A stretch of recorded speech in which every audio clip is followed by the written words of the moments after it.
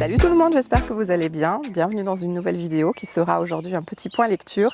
J'espère que vos lectures se passent bien. Moi j'ai fait quelques très bonnes lectures et je voulais vous en parler aujourd'hui. On va commencer avec un polar de Nicolas Gorodetzky, médecin urgentiste, musicien. Il est surnommé le Dr Rock et aussi écrivain à ses heures perdues. Il a une très belle plume et j'ai découvert ce livre dont je me rappellerai de l'ambiance, je pense, toute ma life. C'est absolument ouf. Si je vous dis Louisiane, Ku Klux Klan, meurtrier à la plume de paon, amour et blues, et ben voilà, vous avez là toute l'ambiance, et peut-être Bayou aussi, vous avez l'ambiance du livre de Nicolas Gorodetzky, Crucifixion Road, que j'ai vraiment dévoré et que j'ai beaucoup aimé. Donc le tueur à la plume de paon sévit, les victimes se succèdent et le shérif ne voit pas de lien entre les victimes. Il va donc commencer à se pencher un petit peu du côté des crimes raciaux, puisqu'à l'époque, le Ku Klux Klan, malheureusement, est très puissant, et notamment peut-être un bouc émissaire en la personne d'un jeune musicien qui est de passage dans la région et qui tombe amoureux d'une blanche de très haute naissance, puisque son père fait partie du milieu judiciaire, donc un petit peu politique aussi, et donc le coupable idéal. Donc derrière, sur ce fond d'histoire à la Roméo et Juliette, on a ces crimes abominables qui sont perpétrés, on ne sait pour quelle raison, et le lecteur est vraiment ballotté avec, dans cette écriture magnifique de l'auteur, c'est bourré de dialogues, ça se lit très bien, et surtout dans un roman avec un superbe contexte historique. On découvre que Crucifixion Road a réellement existé, que c'était un endroit où les Noirs étaient pendus, massacrés, et que c'est vraiment pas un endroit recommandable. C'est un endroit aujourd'hui qui est l'objet un peu, vous voyez, un endroit maudit, mais aussi un lieu de pèlerinage en quelque sorte. Et puis, et voilà, et l'auteur décrit ça, cette horreur, avec vraiment beaucoup de compassion, avec beaucoup d'humilité. Et en même temps, il décrit superbement bien ce contexte historique avec le Ku Klux Klan qui est vraiment extrêmement craint, qui est tout puissant, avec les conflits qu'il y a, les tensions entre les peuples de différentes couleurs, de différentes statures sociales aussi, puisque on y côtoie des gens des lieux très mal famés, on y côtoie des gens vraiment dans une détresse sociale qui touchent à l'alcool, à la drogue, à la prostitution, et ça c'est superbement bien décrit. J'ai vraiment, autant j'ai pas trop souvenir du trope vraiment de l'histoire, autant l'ambiance j'y suis encore.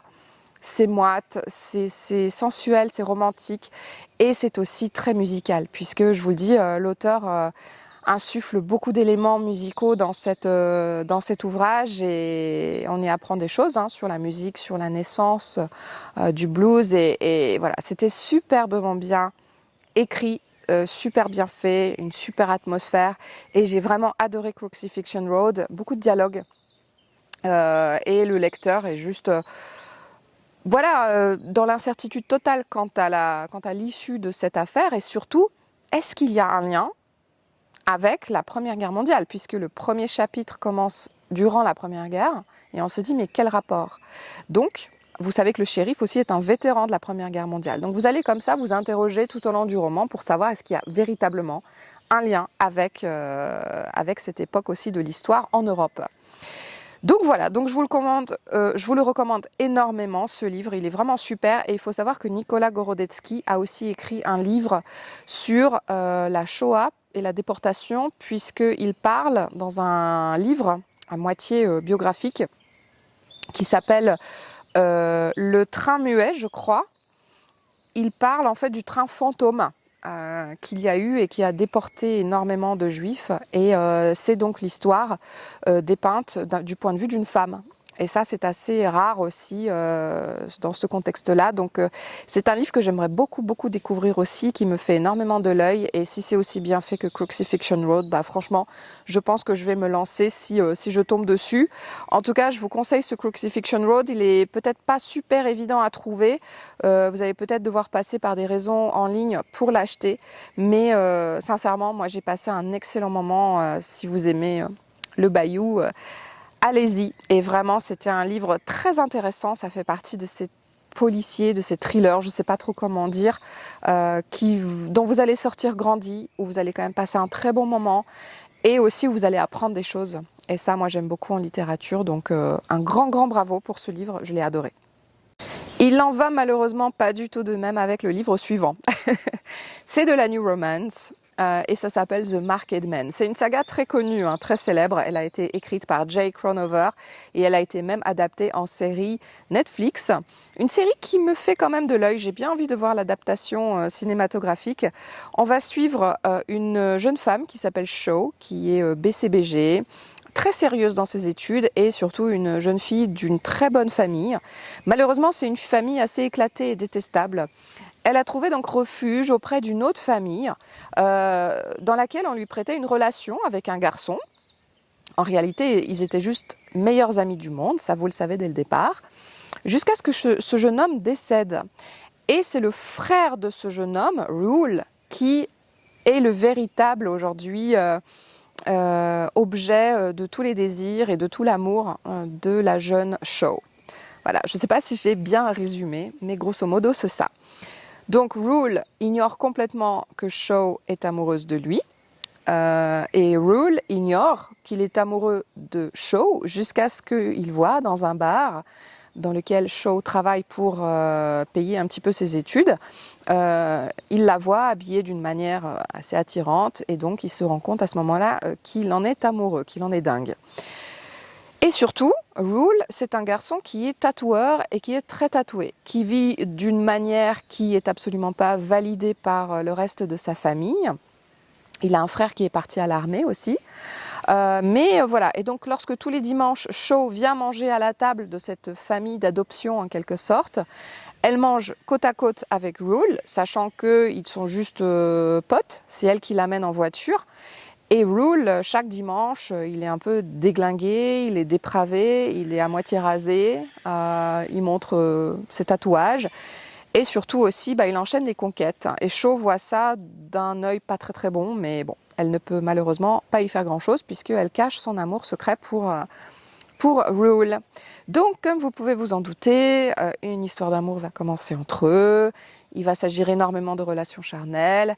Et c'est vrai que du début à la fin, j'ai eu beaucoup de mal à croire à cette histoire, autant dans les personnages dont j'ai trouvé les caractères, pour le coup, très caricaturaux.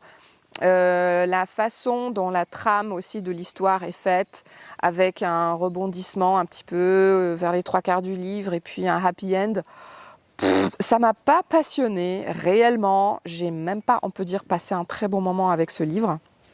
Et je ne suis pas sûre de le recommander à des personnes qui ne lisent pas de la New Romance parce que, en fait, on n'est tout simplement peut-être pas la cible. Je vous ai pas dit aussi qu'il y a toute une histoire derrière de Shaw qui se fait harceler par son ex. Bon, bref, je passe un petit peu les détails. Hein. Je pense que même sans l'avoir lu, vous pouvez déjà construire l'histoire sur un ticket de métro. Et pour ma part, j'ai absolument rien appris de ce livre. J'ai trouvé l'écriture absolument plate, sans relief, sans intérêt. Ouais. Et puis énormément de clichés aussi. Voilà, donc je ne vous conseille pas la lecture de ce livre, sauf si vous êtes vraiment un mordu de romance. Mais je pense que, oui, il y a peut-être des gens qui lisent ça. La preuve, c'est que c'est une série à succès. Mais en tout cas, moi, je ne lirai plus du Jay Kronover, c'est sûr. Je reste très curieuse par rapport à la série sur Netflix, mais pour moi, je ne suis pas la cible. Allez, on continue ce point lecture avec certainement un coup de cœur et surtout une sacrée découverte, celle d'un auteur génial, absolument adorable, c'est Pierre Martin, que j'ai croisé lors d'une dédicace tout simplement de ses livres dans mon village. Je lui en ai pris 2. Il s'agit des Enquêtes de Jean Nédélec et ça s'appelle La Stèle de Portsmoric. C'est le tome 1. Ça se lit super bien. J'ai découvert un extraordinaire auteur et surtout un roman régional d'une très grande qualité qui pourrait aisément rejoindre les Jean Dayan, les Henri Lovenbruck, etc. qui mériteraient vraiment d'avoir un gros succès. J'ai adoré cette histoire. On est en Bretagne, dans le pays quimpérois, sous le règne de Louis XIV. Les Bretons, rebelles par nature, en particulier les bonnets rouges, se soulèvent contre un nouvel impôt. La population crève la dalle, on sent qu'il va y avoir bientôt des soulèvements, voire une guerre, et on est en grande période de troubles et de famine. Donc le contexte historique est vraiment très très difficile et Pierre Martin sait de quoi il parle puisqu'il est historien lui-même, enseignant à l'université. Donc on va aller dans le cœur de l'enquête, celle de Jean Nédélec, né abandonné par sa famille, très pauvre, élevé par des moines. Il devient en grandissant colporteur et il essaye de rejoindre l'Orient pour affaires. Mais son chemin va s'arrêter autour de Clohars-Carnoët où il tombe sur un pendu. Un pendu qui, le lendemain, lorsqu'il essaye d'en parler autour de lui, a disparu. Donc il va commencer à s'interroger sur cet étrange cadavre dont il croit deviner l'identité, mais il n'en est absolument pas sûr. Et lorsqu'il rejoint Quimperlé, il va aller au monastère de Sainte-Croix, qui existe réellement, où il rencontre des moines. Et ces moines, il va leur confier son histoire. Alors il craint pour sa vie, bien entendu, parce que il a affaire à des assassins, hein, forcément. Il croise d'ailleurs des gens pas très recommandables pendant son périple. Et puis ces moines vont le mettre, eux, sur une autre affaire, celle de boisilleurs, de pêcheurs de saumon, qui apparemment frauderaient les impôts le jour, puisque les impôts revenaient aussi aux gens du monastère, apparemment, ils étaient payés à eux. Et en même temps, donc ils faisaient du tort aux notables, au gouvernement, mais en même temps, qui seraient peut-être des assassins la nuit. Donc Jean Nédélec va enquêter là-dessus, et ce personnage, je l'ai adoré. Il est extrêmement droit, il est adorable, il est curieux, il est prévenant, et puis je sais pas, j'ai adoré ce personnage, donc j'ai eu vraiment un grand plaisir à le suivre, et surtout, même si l'enquête est totalement chronologique, vous n'allez pas avoir des flashbacks, etc., ça reste un roman d'une construction assez simple, et ben l'histoire elle est géniale en fait. L'histoire est géniale, j'ai adoré la scène du marché, j'explosais de rire. Et on rencontre une palette de personnages très haute en couleurs. Vous allez voir la façon dont les Bretons vivent à cette époque. Vous allez voir les superstitions, les craintes. Vous allez voir que la Bretagne était, au temps de Louis XIV, un endroit extrêmement inhospitalier, non seulement au niveau de la nature, mais aussi très dangereux. Et que les gens étaient un peu prêts à tout en cette période de trouble pour trouver des moyens de subsistance, que ce soit en fraudant les impôts ou encore en tuant, en pillant, en trafiquant, etc., etc. Et donc j'ai suivi ce personnage avec grand plaisir. Jean Nédélec prend un petit peu du galon et donc dans le tome 2, j'attends de voir la suite de ses aventures et en tout cas de ses enquêtes. Et pour ma part, je ne peux que vous conseiller ce roman. Il est absolument génial. Vous allez passer un super moment avec ce livre. Moi qui lis très peu de romans régionaux parce que j'ai d'énormes préjugés dessus, là pour le coup c'est moderne, c'est punchy, ça se lit super bien et surtout ce personnage, Jean Nédélec, je l'adore. J'ai le tome 2 dans ma palle et je le lirai très prochainement. On va continuer avec une œuvre qu'on ne présente plus puisqu'il s'agit de la Divine Comédie de Dante. Je rêvais de lire ce livre et c'est chose faite. Alors, Dante Alighieri, 1320 à peu près, a écrit la Divine Comédie, comme vous le savez, qui est composée de 3 volets, Enfer, Purgatoire et Paradis.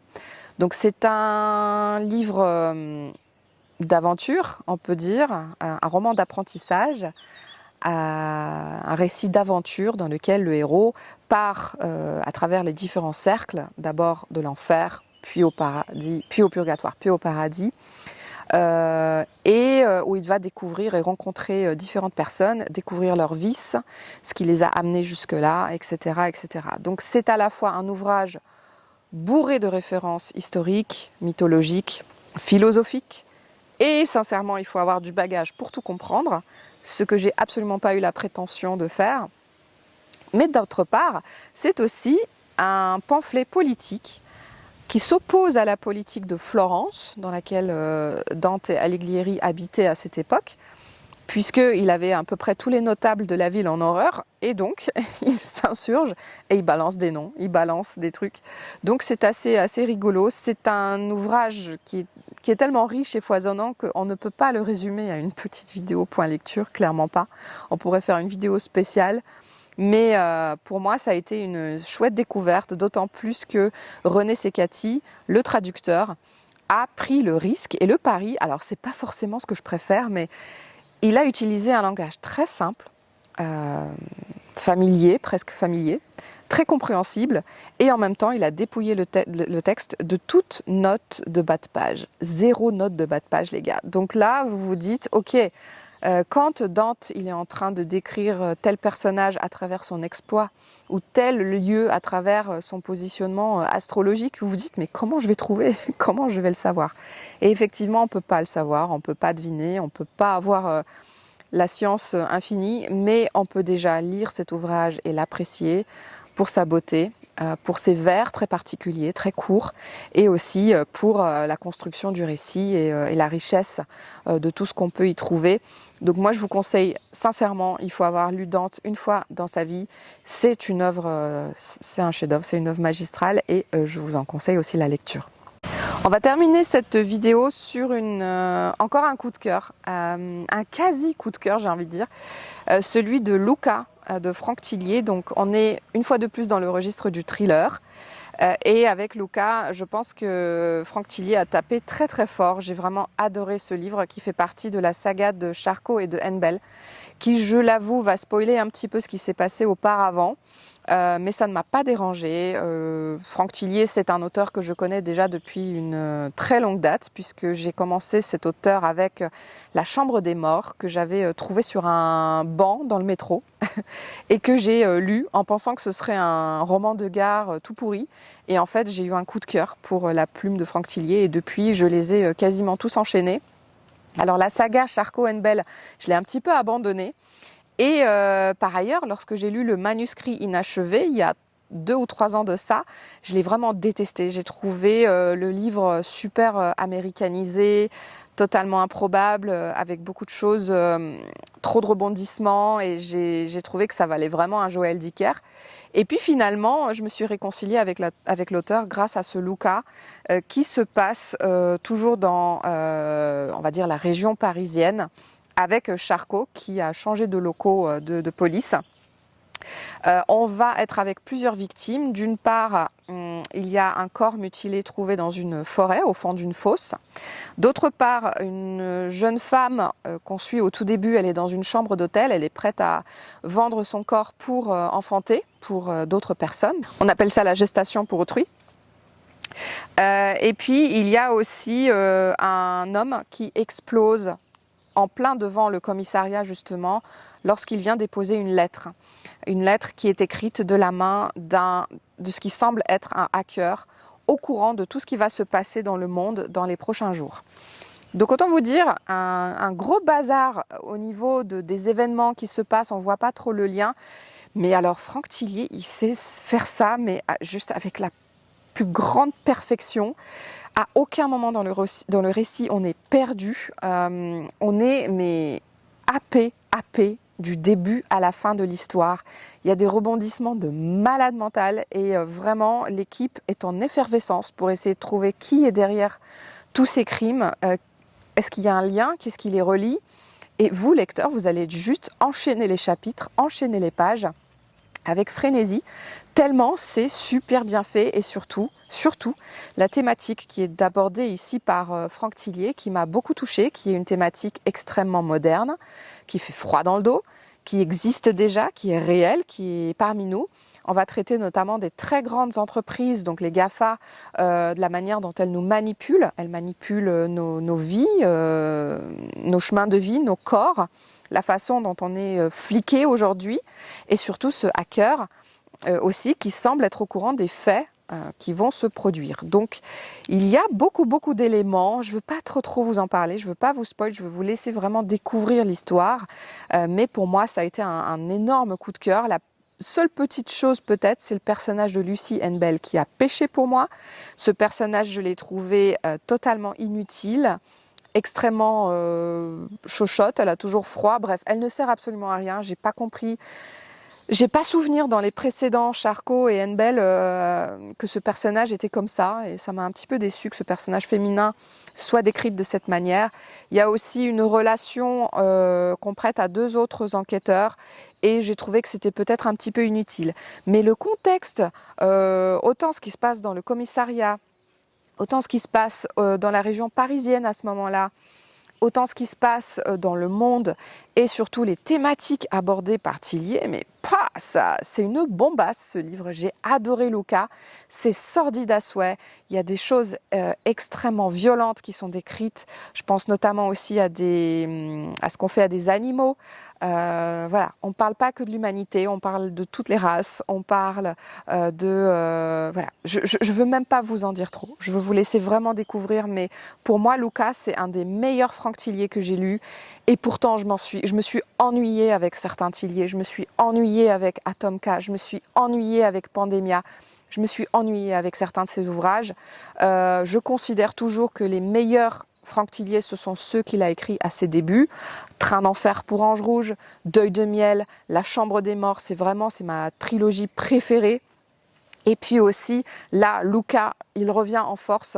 J'ai adoré Luca, j'ai adoré cette histoire, j'ai adoré Luca. Je vous dis absolument pas qui c'est. Et waouh, il y a une suite qui s'appelle La Faille. Et sincèrement, ce livre aussi me fait de l'œil, mais Luca se suffit très très bien à lui tout seul. C'est juste que si vous avez envie de suivre la saga Charcot-en-Belle, dans l'ordre, peut-être ne lisez pas Luca tout de suite parce que vous allez vous spoil quelques-uns des ouvrages précédents.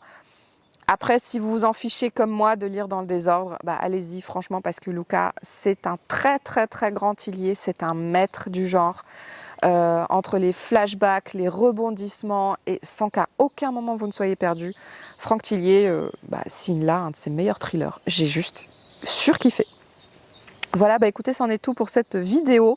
Je vous retrouve tout bientôt dans un nouveau vlog, j'espère. Et puis d'ici là, dites-moi un petit peu si vous avez déjà lu un de ces livres, ou en tout cas si l'un d'entre eux vous fait de l'œil. Je vous fais des gros bisous et je vous dis à la prochaine. Salut!